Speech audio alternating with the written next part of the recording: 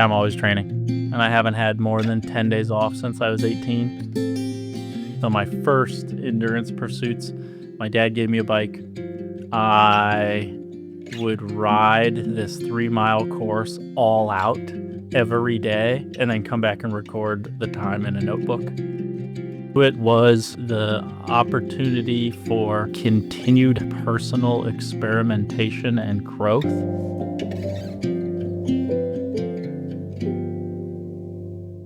During a competition, especially a particularly long ultra race, I find myself thinking very carefully and strategically about managing all my systems. Things can get difficult, but I've learned to really count on myself to get up and keep moving, even when things are quite challenging. You're just always collecting data.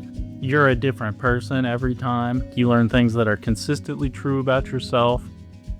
All my accomplishments in a domain of science are just chipping away. I feel like that with running as well. They are both just all about consistent, nearly daily practice.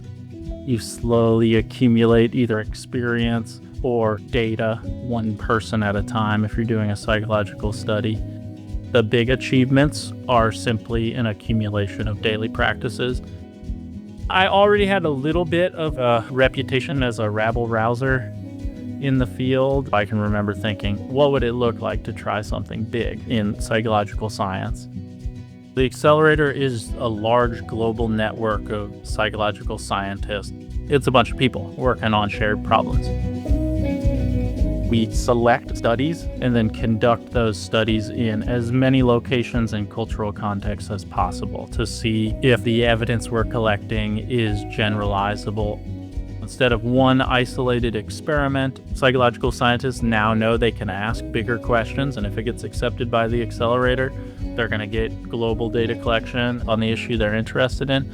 It's giving people the data they need to build those theories and kind of create those coherent narratives.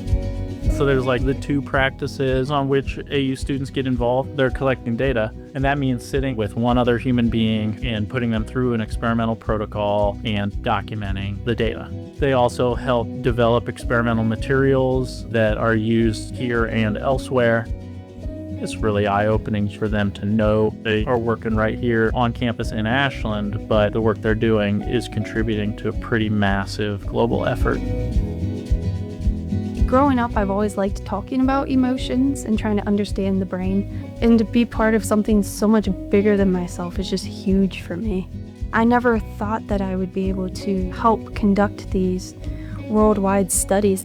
I'm hoping to help people understand their emotions, and I think my work in the lab and my work with research studies will help give me a better understanding of human behavior.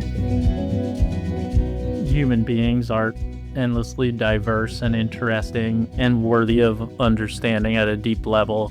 I think the Accelerator naturally leans towards understanding the beautiful chaos of human diversity. Constantly being steeped in that way of thinking about psychology is really important for our students.